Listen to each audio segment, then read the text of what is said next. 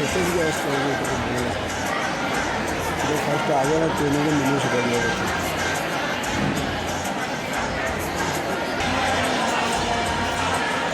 और सारे बात करी और बीबी कह रही है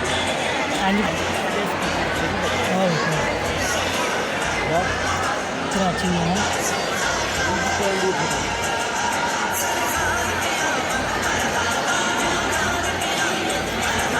यदि नात थे ना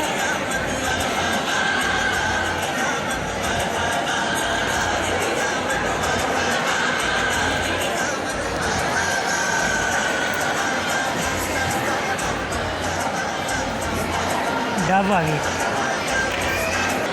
बीबी बड़ा दुखी लग गया बीबी चलिए दुकान नहीं लिया एकदम मुकाबला